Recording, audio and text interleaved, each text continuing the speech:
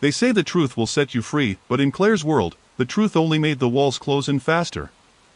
As the city slept, two fugitives, one hunted for his past, the other framed for crimes she didn't commit, vanished into the storm. Rain hammered down like bullets as Claire and Alexander sprinted through the alley, their footsteps echoing off wet concrete. Behind them, the black SUV's doors slammed, voices shouted, men yelling commands into radios. Alexander led the way, every turn precise, every step deliberate. Claire struggled to keep up, soaked and breathless, clutching the USB drive like her life depended on it, because it did. "Where are we going?" she gasped. "Somewhere they won't look," Alexander replied. They darted into an underground parking structure, the flickering lights casting long shadows across cracked pillars. He stopped near an old gray sedan, popped the trunk, and tossed her a jacket. "Put that on. You're freezing." "You still haven't told me who's chasing us," she said, pulling it tight. He scanned the area before answering. "Hayes Private Security. They don't answer to the police. If they find us, we disappear." Claire swallowed hard. "Why me? Why frame me?" Alexander looked at her, then really looked. His blue eyes held something like regret. "Because you're the only one smart enough to connect the dots. You were getting too close to the truth." He leaned against the car, exhaling slowly. "Dalton Hayes built his empire on the ashes of others, including mine.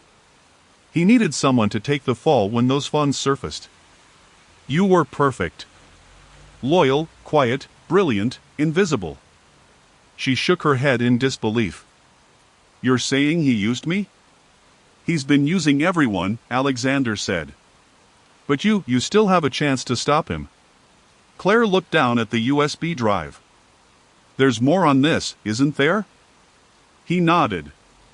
"Not just money trails. Evidence. Conversations. Files that show Hayes ordered the hits that covered his crimes. The ledger was his insurance policy, a copy he didn't think anyone would find." Claire frowned. "But how did you get it?" A faint smirk tugged at the corner of his mouth. "Let's just say I have friends in low places." She wanted to believe him, but something about his calmness, his precision, made her uneasy. He wasn't just a man trying to clear his name. He was playing a game she didn't yet understand. Then the sound of tires screeching echoed from the street above. Alexander's eyes hardened. "They're here." He motioned her toward the car. "Get in." Claire hesitated, but then headlights flashed through the entrance ramp.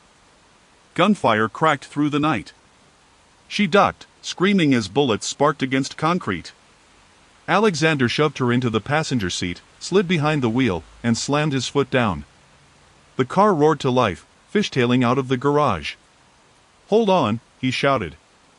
They burst onto the slick highway, city lights streaking by as sirens wailed behind them. Claire gripped the dashboard. "You said you wanted to stop Hayes." "How?" "By giving the world what he's trying to bury," he said, eyes locked on the road. "And what's that?" "The truth about who really runs Dalton Industries." The rain pounded harder, lightning flashing ahead, and in that instant, Claire saw it in his reflection. For the first time, Alexander Cross looked afraid. And that's when she realized this wasn't a ride. It was fate pulling her back. To be continued.